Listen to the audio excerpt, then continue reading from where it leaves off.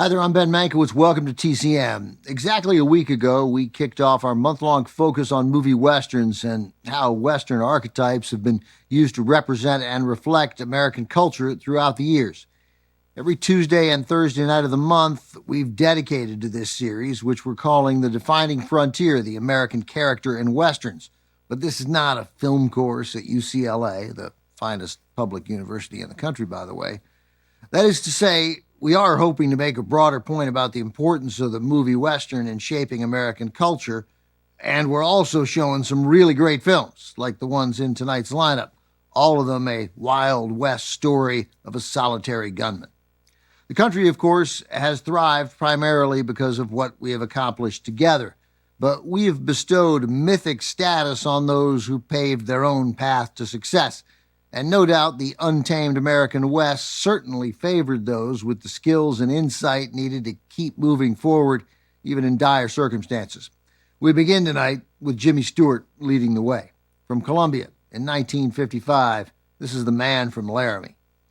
During the first half of the 1950s, Stewart teamed up with Anthony Mann to make 8 movies, 5 of them westerns, 5 pictures that not only reinvigorated the careers of both men, but also sparked the resurgence of the Hollywood Western.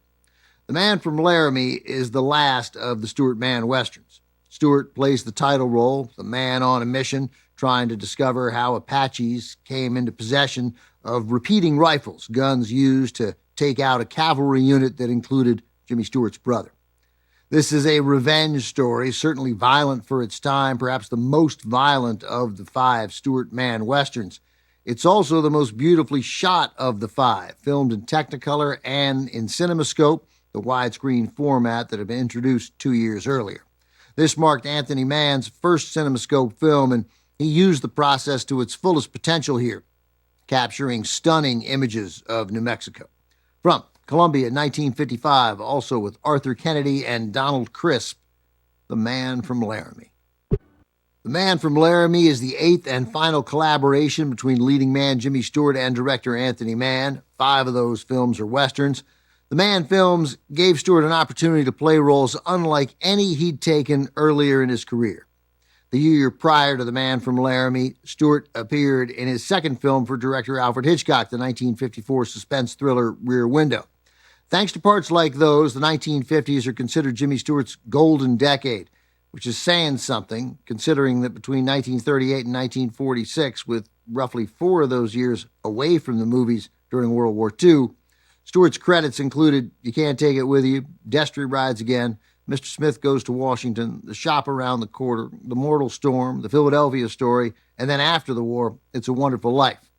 But Jimmy Stewart really redefined himself in the 1950s, anchored by those movies with Anthony Mann and his Hitchcock films, which also included Rope in 1948, The Man Who Knew Too Much in 56, and Vertigo in 58. For many years, Jimmy Stewart was one of Hollywood's highest paid and most bankable stars. The 1950s were also pretty kind to Stewart's co-star in The Man from Laramie, Arthur Kennedy, who played Vic. Kennedy became one of the most in-demand character actors of the decade, appearing in over 20 film and TV projects. He was a fan favorite and was respected by his peers, too.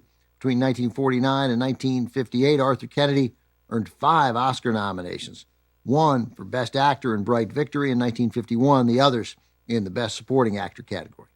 Coming up, our look at rugged individualism symbolized by lone gunmen in the Wild West continues, with Randolph Scott as a bounty hunter out for revenge. Ride Lonesome is next on TCM. Next on TCM, Ride Lonesome, then 40 Guns, and later High Plains Drifter. Eastwood Goes West on TCM tonight.